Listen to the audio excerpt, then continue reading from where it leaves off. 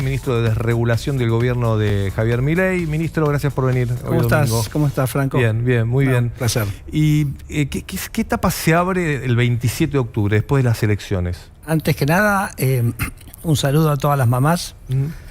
Un saludo a Martín ahí que se está yendo, que hoy nos embocó 2 estudiantes, los 2 somos triperos, así que... Bueno, muy bien. Que, bueno, mala suerte con eso. A ver, creo que lo decía recién Facundo, que digamos, yo te diría, en cualquiera de los escenarios electorales que están, el gobierno va en algún sentido a aumentar su representación parlamentaria, ¿no? Creo que vos también lo mencionabas. Y en particular hay como un punto, digamos, para nosotros bastante importante, que es ese tercio, ¿no? Que ya será propio o será en algún acuerdo con el PRO, como decía Facundo, que, digamos, no debiera ser difícil. Y eso a nosotros lo que nos permite, sobre todas las cosas, es atajar cualquier intento, si me permitís usar la palabra como intento, digamos, no sé si llamarlo desestabilizante o que ataque al equilibrio fiscal, ¿no? Que es como la base central de este gobierno. Entonces cualquier intento del Congreso en ese sentido, de alguna manera nosotros lo vamos a poder neutralizar. Y eso creo, Franco, los vetos, por ejemplo, los vetos del presidente. Claro, se van a poder sostener los vetos. Entonces digo, no es que el presidente va a vetar todo, o sea, lo que va a vetar es cuando el Congreso genera leyes que generan gastos sin generar los recursos correspondientes, o sea, que generan déficit fiscal. Si hay leyes que generan déficit fiscal, el presidente las va a vetar, ¿no? Si el Congreso quiere que la sociedad gaste más en algo, por supuesto está la discusión presupuestaria, pero suponete, si quiere gastar más, lo que el presidente dice como un adulto es, bueno, decime de dónde voy a sacar la plata, porque vos cuando propones un gasto, te tenés que hacer responsable del costo de ese gasto, o sea, tirar gasto y no hacerte cargo. Eso lo entendimos y creo que fue algo, lo más positivo. Bueno, que lo habrás tiene el entendido gobierno. vos, Franco, y creo que lo entendió la sociedad. Lo entendió. Lo que pasa es que el Congreso Estado, no. El Congreso no. Federico, el Estado es tan grande, es tan enorme el Estado, que uno dice, che, pero justo tuviste que tocar acá, justo de donde duele, justo tocaste a los discapacitados, justo tocaste la educación, justo tocaste las jubilaciones, ¿por qué no buscas otros lugares donde meter esa motosierra? Yo creo que no hay ningún gobierno desde el retorno a la democracia que ha hecho más para reducir el gasto del Estado inútil como Javier Milei. O sea, bajó el gasto público 5 puntos. Las provincias no lo hicieron, las municipalidades no lo hicieron. Entonces, eso es lo que le ha permitido primordialmente al gobierno de Javier Milei bajar los impuestos 5 puntos del PBI, ¿no? Entonces creo que no hay más compromiso, no puedes encontrar un mayor compromiso del gobierno con sacar esos gastos. Escuchá, nosotros hemos encontrado, Franco, no sé si lo hablamos acá, hemos encontrado ministerios paralelos. ¿Cómo ministerios paralelos? Claro, está el ministerio oficial y el ministerio blue. ¿Viste cómo está el dólar oficial? Sí, que con gente, con equipos. Con miles de personas. Te doy un ejemplo, pero además cuando te lo mencione vas a decir, es cierto. ¿Vos te acordás que está el ministerio de Victoria Tolosa Paz? Desarrollo social. Desarrollo social, sí. Y había un ministerio paralelo que lo manejaba un señor que se llamaba Emilio Pérsico. Sí. Miles de personas. Y nosotros buscábamos dónde está esta persona, dónde está trabajando. Entonces, lo que digo es... ¿Qué hicieron con eso? No, se fueron. Se echaron. Se fueron, claro, pero si eran ñoquis, ¿entendés? Y eso es lo que la gente... Pero eso la gente lo acepta, pero también Federico acepta que después escucha gente que dice, che, le sacaron la pensión por discapacidad a esta persona, ¿no? Pero no se le sacó la pensión como se va a nadie que debiera tenerlo. Escuchamos gente haciendo cola en los organismos, otro día hubo incidentes la semana pasada, y ahí es un tema de gestión, ¿no? Decir, che, pongamos la motosierra donde va, si hay ñoqui, afuera, como dice Milei, pero si vos encontrás que el 40% de la gente con pensiones de discapacidad no está... Pero es así, no encontramos los domicilios. Entonces digo, ese es un proceso. Pero por ejemplo hay gobernadores que dicen, no, ustedes no fueron porque la persona... Bueno, digamos, nosotros tenemos un procedimiento, mandás una notificación, la mandás una vez, la mandás 2 veces, lo citás a una entrevista médica, si la persona no aparece en ninguna de las 3 instancias. Entonces lo que digo es, quizás nos llevó tiempo, quizás no lo explicamos bien, puede ser todo eso, te lo acepto totalmente, pero... digamos, había problemas en la... A ver, lo que yo veo, lo que se notó es como que pusieron una motosierra en un lugar donde la gente dice, no, esperá, y yo creo que parte del resultado electoral de septiembre tiene que ver con eso. Claramente ese ha sido un tema, entonces, que no lo hemos explicado nada bien. El primer año la gente decía, bien, cerraron esto que estaba de más, esto sobra. Claramente te digo, entonces eso es un tema que, por supuesto, nosotros no lo hemos explicado bien, porque de hecho cuando Andice estaba haciendo las auditorías no tocó ninguna con gente que tenía certificado de discapacidad, sino que fuimos, digamos, a todas esas pensiones que había hecho Alberto Fernández, que ellos, ¿te acordás? Hacían actos políticos, habían sacado el mínimo de discapacidad, entonces hacían actos políticos que casi daban las pensiones de discapacidad como un programa social, ¿no? Entonces vos, para respetar realmente los recursos de los discapacitados, tenés que focalizarlo en los discapacitados, ¿no? Obvio. Pero además, Franco, es un número que ya toda la sociedad lo entiende, o sea, pasaste de 200.000 pensiones de discapacidad a 1.200.000, te das cuenta que ahí tenés un problema. No, pero está bien, reconozco, hacemos el mea culpa, que no explicamos bien el proceso que estábamos haciendo. Por supuesto, además, en procesos así siempre algún error se puede cometer y que cuando vos lo identificás lo tenés que Una cosa son errores que puede haber, otra cosa es que sea una política, que es distinto. Una cosa es que es un error, otra cosa es decir, bueno, mi política es esta. ¿no? Pero digamos, obviamente había un problema muy serio ahí, ¿no? Que me parece que habrá que seguir trabajando. Y yendo hacia adelante, ahí en el coloquio de ideas los diste con todos los empresarios. No sé si podemos poner el segmento ese, son unos segundos nada más de Sturzenegger. Diciendo a los empresarios, che, no hicieron lo ahora te explico. Ahora lo explicás bien. Escuchemos el cortecito y ahora lo explicás. Coloquio de idea. Si vos querés hacer capacitación, convence a la gente que haga capacitación y que sea voluntario. No uses el poder coercitivo de la convención colectiva para imponerle algo que nadie te lo quiere pagar, además. Y creo que nadie lo está pagando tampoco. Así que bueno, quizás tampoco es tan grande el problema. Después tenemos el tema de contratación y no contratación, que nosotros armamos con Julio Cordero, que va a hablar en un rato, los sistemas de cese. Le pasamos a ustedes la responsabilidad de resolver este tema.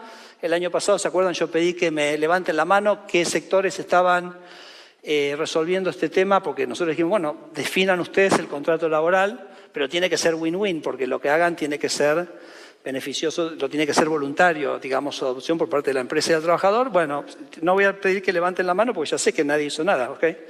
Entonces, yo lo dije el año pasado, 10 años viniendo a IDEA hablando del tema del laboral, el gobierno les da a ustedes la libertad para rediseñar el contrato laboral y no hacen nada. Bueno, muchachos, no será tan grave ese problema, digo, porque si no, no se entiende.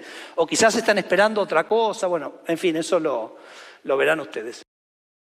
Bueno, duro con los empresarios. Duro. No, igual. Vos sabés que yo, y creo que Javier Milei, somos personas que nos gusta decir las cosas como son, y me parece que es parte de la conversación, una conversación franca, abierta, porque la verdad que ir a tirarnos flores y no decirnos nada, que las cosas no pasen. Para eso también el coloquio, para observar. Exacto. No hay que dramatizar. Igual ahí yo hago referencia a dos cosas que me parece interesante, porque yo digo, el tema laboral, ¿no? El tema laboral tiene un tema central que es, bueno, por un lado tenés muchos impuestos al trabajo, ¿no? Entonces, por eso digo, tan importante la motosierra, seguir bajando el gasto para bajar impuestos. Y es como un poquito sorprendente en Argentina que todos decimos, mira, Argentina hace 10 años no crea empleo formal, la mitad de la gente está en la informalidad, y obviamente eso depende en gran medida por los grandes impuestos que tiene el trabajo, ¿no? Entonces, digo, es interesante porque hay mucha discusión, por ejemplo, retenciones, que está fenómeno, pero poca discusión pública sobre, bajemos los impuestos al trabajo. Entonces, ese fue el primer punto que planteé. El segundo punto que planteé fue que, además de los impuestos al trabajo, las convenciones colectivas a lo largo de los años fueron imponiendo una suerte como de peajes. Sí. ¿No? Vos tenés que pagar como trabajador y el empleador, los dos le pagan. Los dos tienen como un peaje que no va al Estado. Y me obligan a pagar. ¿Va al gremio? ¿Va al gremio o va a las cámaras empresarias? Ah, las cámaras empresarias. No, tenés también. de todo, ¿no? Entonces es como yo digo, son como impuestos privados. O sea, usamos la convención colectiva para meterle impuestos al trabajo, pero que en vez de ir a, digamos, ni siquiera van al Estado, o sea, van a ciertos grupos que son los negociadores. ¿Pero qué puede hacer hoy el empleador? No, nada no puede hacer. Bueno, justamente por eso digo que es un impuesto, ¿no? Entonces yo lo que mostré en una tabla, que estaba ahí, después hacía esa referencia, que yo, por ejemplo, esos peajes en un trabajador de camioneros, es más o menos 1 millón de pesos por año. Sí. No sé si me seguís, Franco, o sea, ni siquiera te estoy hablando de los impuestos laborales. Estoy hablando de un costo que enfrenta el empleador, que lo pagamos los argentinos o que redunda en un menor salario para el empleado, que en el caso de camioneros es 1 millón. Y cuando vos mirabas y revisabas un poco todos los gremios, más o menos en cada convención colectiva, eso es lo que pagamos por cada trabajador por año. ¿Pero puede la empresa y el trabajador no pagarlo? No puede. Perdón. En el caso de las empresas, nosotros sí sacamos un decreto que hace que cualquier aporte a la Cámara Empresaria no puede ser obligatorio. No puede ser obligatorio, lo cual es lógico. Y después tenemos alguna gente que nos mete cautelares. Bueno, eso es un tema. Y el otro tema, que es donde vos decís que los reté, pero que yo lo siento como parte de una conversación lógica y adulta y madura. No, ni siquiera una... Bueno, qué sé yo, puede ser una crítica, pero te digo lo que es, Está todo el tema de la industria del juicio, los despidos, toda esa historia.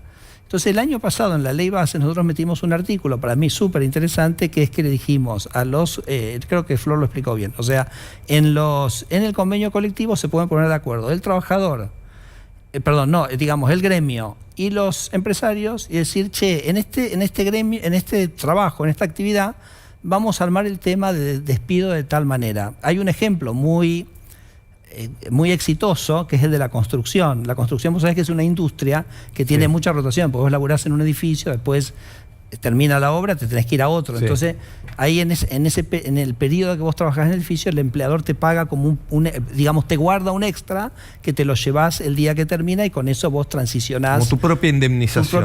Entonces, la construcción no tiene esos problemas. Podrá tener otros problemas, pero no tiene ese problema. Y tampoco quiere decir que hay que copiar en otros sectores lo que hace la UOCRA, porque la UOCRA tiene mucha particularidad esa relación laboral. Pero lo que sí es cierto es que el gobierno dijo, mira, como todos los sectores son diferentes, los que mejor conocen el sector son cada uno, el gobierno sacó una ley dándole la libertad a los empresarios con los gremios de definir la relación laboral. ¿Está? Sí. Entonces, un paso gigantesco de libertad. Ahora, la única restricción que nosotros pusimos, que era lo que dije ahí, no sé si se entendía muy bien, es que lo que armen las cámaras con los gremios no es obligatorio ni para la empresa ni para el trabajador, porque quiero evitar lo otro que te comentaba antes, que te impongan, digamos, un aporte forzoso. Entonces, ahora, y eso además es porque Javier, cuando nos habló de la reforma laboral, él nos dijo, yo no quiero una reforma laboral ni pro empresa ni pro trabajador. O sea, si acá hay un problema para resolver, resolvámoslo de una manera que ambos ganen. Entonces, la manera de asegurarnos que ambos ganen es esta, de que vos armes algo y que al ser voluntario, solo te van a entrar si armaste algo que le conviene a los dos. No sé si me vas siguiendo. Entonces, pero te termino porque... Sí. Entonces, la verdad que nadie ha hecho nada. Entonces yo lo único que digo es, el gobierno les dio la libertad de hacerlo y no lo han hecho. Yo entiendo que es difícil armar algo que es superador. Pero bueno, es una invitación también a que... siento que, por supuesto, no soy especialista en el tema, pero que vos te traigo una pregunta, un problema, y vos me decís, pero primero resolvé esto. O sea, no, pero pará, yo te estoy diciendo, resolvamos el problema de que tener un empleado en la Argentina hoy para las empresas es un problema. O sea, no quieren, por algo no crece, ¿no? El empleo formal. Porque, correcto. Y vos me decís, no, pero bueno, resuelvan esto otro. No, pero es que esta es una parte medular del problema, pero ¿no? La parte medular no es el impuesto que cobra el Estado sobre cada empleado. Sí, no, pero te lo dije al principio, entonces me parece que... Pero eso se puede resolver. Eso, bueno, eso con motosierra, claro, con motosierra. En la reforma laboral se va a plantear. Bueno, es una parte, porque yo diría esa es más como de la parte tributaria, ¿no? Sí. Vos tenés motosierra y la motosierra te permite bajar impuestos. Yo lo que digo es, en esa reducción de impuestos, los impuestos al trabajo tendrían que ser parte importante de esa reducción. Y después tenés el tema de los sistemas de CES, el tema de la relación laboral para evitar, como hizo la construcción, me parece muy inteligentemente, este conflicto. Eso me parece, por la diversidad de tipologías que vos tenés, está bueno que lo resuelva cada sector. Un burócrata no lo vamos a poder resolver nosotros, ¿entendés? No somos genios de saber cómo es cada sector. Entonces me parece que está bueno, pero tienen que ellos recoger el guante y hacerlo. Y después está el tema de la negociación salarial en sí.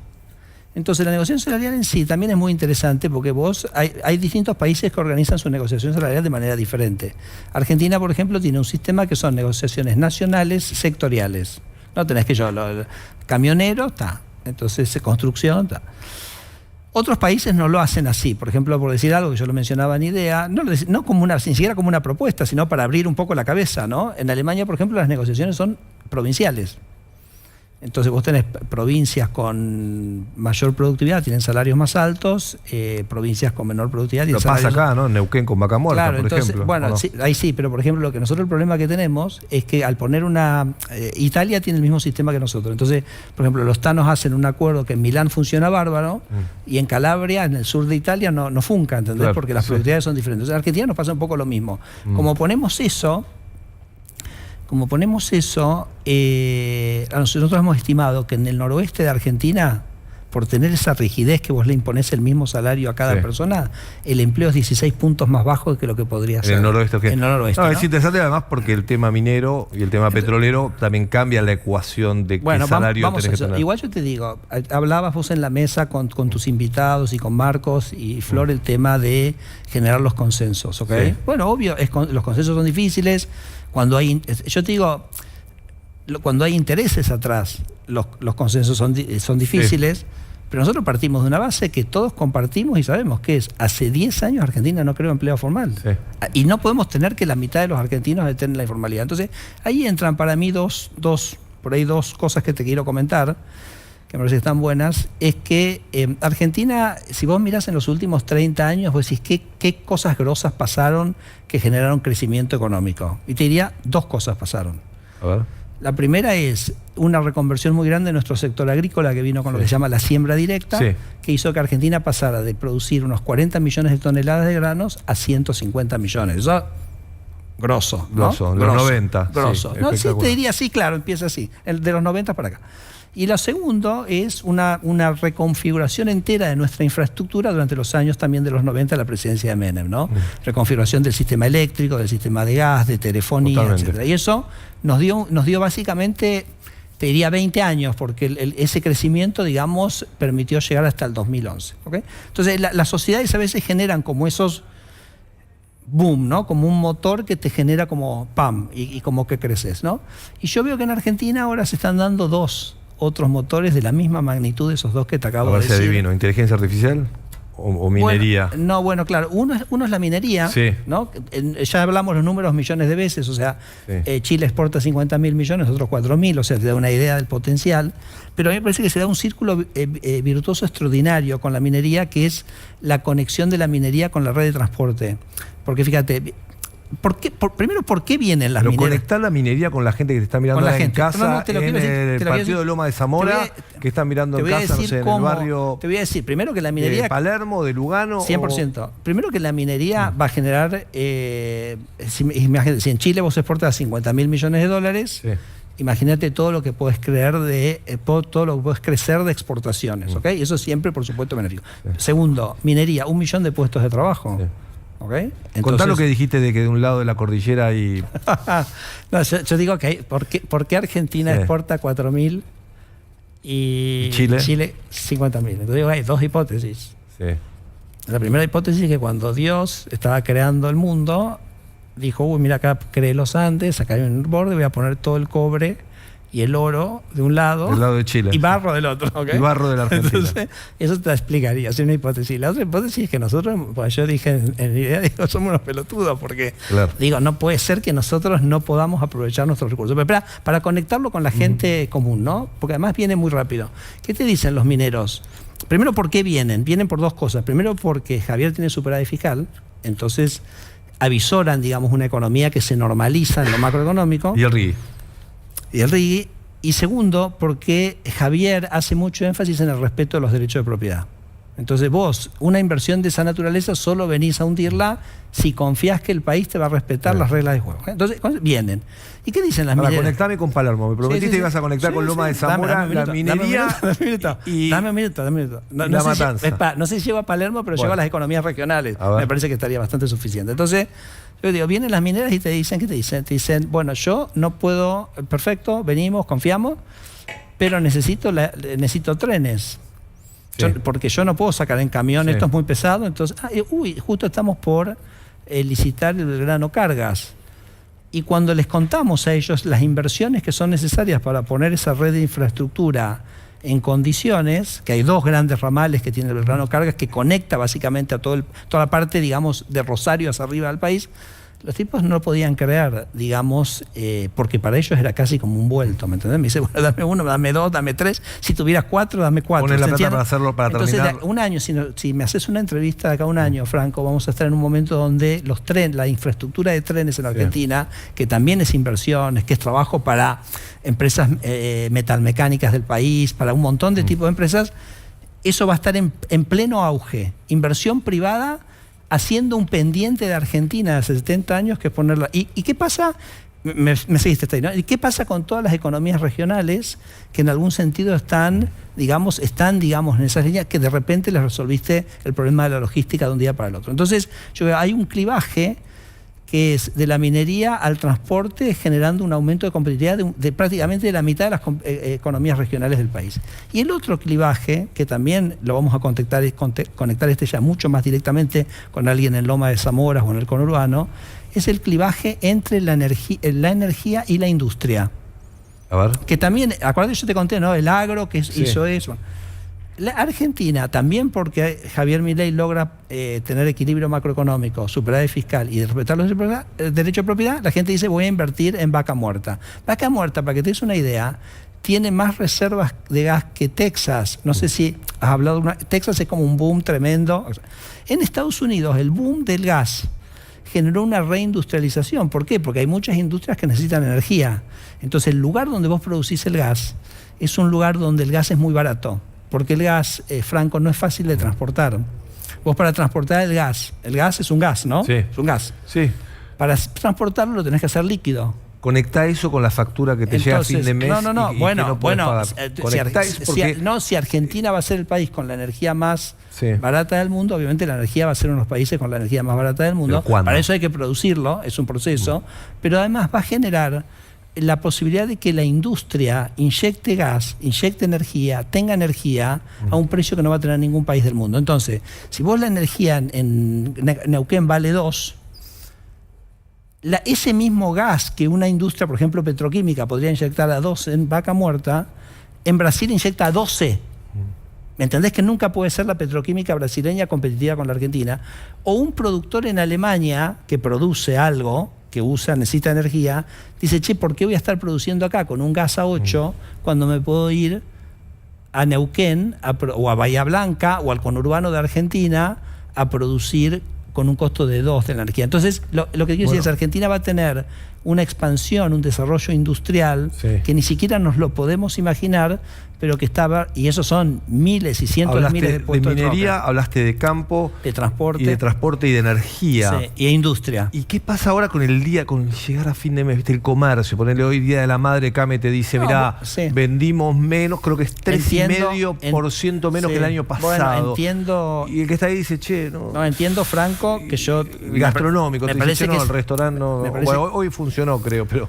Después la semana cuesta. Entonces, ¿qué pasa con esa microeconomía? Es muy válida. ¿Hay gente en el gobierno pensando en esa microeconomía? Franco, es muy válida la pregunta. Me parece que es importante para nosotros decir, acá, y el presidente lo ha dicho, vos tenés que construir una casa, y la casa quiere decir que tenés que construir los cimientos y después tenés que ir poniendo los ladrillos. Entonces, es un proceso. Argentina tiene una declinación que lleva 50 años. No le podemos pedir a un presidente que en 1 año y medio, en 2 años, de vuelta 50 años de historia, ¿correcto? Yo creo que eso la gente lo entiende muy bien. Por eso para nosotros es muy importante transmitir... Pero, mientras vas haciendo una cosa, vas tratando de que lo otro no... Pero quiero transmitirte, digamos, que están pasando cosas estructurales que van a ser muy importantes para Argentina y que nos van a permitir empezar en ese trayecto de crecimiento. Ahora, lo que ha pasado en los últimos meses, para mí, y creo que lo decía también, no sé si lo decía Martín Tetaz, nosotros hemos tenido mucho ruido político estos últimos meses, ¿correcto? Sí. Y entonces cuando vos ves tanto ruido político, ¿qué hace la gente con su decisión de consumo, con su decisión de inversión? Tiende a retraerse, ¿no? Entonces la economía, que venía recuperándose muy bien hasta marzo, abril, bueno, digamos, no, por suerte no cayó, sí, digamos, quedó ahí, pero quedó un poquito más, si se quiere. Nosotros consideramos, vuelvo al comienzo de tu pregunta, que es qué pasa después del 27, ¿no? Sí. A mí me parece que una vez que esté configurado el nuevo Congreso, que esté claro que el presidente Milei va a poder, digamos, sostener, digamos, el programa fiscal y el Congreso no va a tener que hacer estos ataques porque no sería inútil, sería estéril hacerlos. Entonces me parece que eso va a bajar el riesgo económico y vamos a volver a esa situación que estábamos. Yo te diría que transitamos entre abril del 24 y abril del 25, una economía recuperándose muy fuertemente. Creo que vamos a volver fuerte a eso, ¿no? Por supuesto que, yo digo, el otro día comentaba acá en este estudio que el kirchnerismo digamos, la representa, así como por ahí la motosierra, la baja del gasto, la baja de impuestos es lo que nos caracteriza a nosotros, el sacar a los ñoquis, sacar todas las ineficiencias del Estado, mejor o peor, digamos, lo hemos tratado de hacer lo mejor posible. Lo que representan los kirchneristas son las piedras, ¿no? O sea, no solo el acto violento de tirar piedras, digamos, a los cuales ya nos tienen acostumbrados, y de los cuales creo que el presidente en su show en el Movistar medio se reía de eso en algún sentido, o lo ridiculizaba, pero también las tremendas piedras que el kirchnerismo nos pone permanentemente para, digamos, que podemos lograr esa baja del costo argentino, que es lo que va a crear empleo y producción, ¿no? Entonces, yo comentaba también en IDEA, nosotros hicimos un TNU para cambiar el régimen de cabotaje en aviación, que bajaba los costos 40%, el kirchnerismo lo impulsó para bajarlo. En este momento estamos en una discusión, para mí loquísima en el Congreso, que nosotros sacamos un decreto que permite que los industriales puedan importar maquinaria usada, ¿no? ¿Qué vos decís? ¿Por qué querrías prohibir eso? Porque si quieren traer nueva, traigan nueva, si quieren usada. Entonces, el otro día, por ejemplo, unos chicos fuimos, después de IDEA, con Martín Raparini, el presidente de la OIA, visitamos unos chicos que habían importado una máquina por $500.000 cuando la nueva salía a 3 millones, ¿no? Bueno, los K quieren prohibir que nuestros empresarios puedan hacer eso, ¿no? Entonces, nada, tengo que cerrar, Federico, tenés que cerrar, pero digo, el kirchnerismo, ¿viste? Pone piedras por todos lados. ¿Sabés si va a haber cambios de gabinete? Tenemos que asegurarnos que esas piedras que hemos sacado sigan sacadas, y que los kirchneristas no puedan volver. Lo del gabinete ya es una decisión pero 100%. ¿hay rumor, hay cambio? No. Bueno, digamos, hay Patricia y Luis, al Senado, hay cambios que son necesarios, pero es una cosa del ámbito privado del presidente, esas definiciones. Gracias por haber venido, Franco, gracias a TN de Noche. No, es muy interesante siempre escucharte, más allá de las diferencias o las polémicas que tenés con y te agradezco mucho todo, las preguntas que nos permiten explicar, y bueno, también habrá cosas que no hemos comunicado bien, y me parece que es una oportunidad de poder hacerlo. Gracias por venir, Federico Sturzenegger.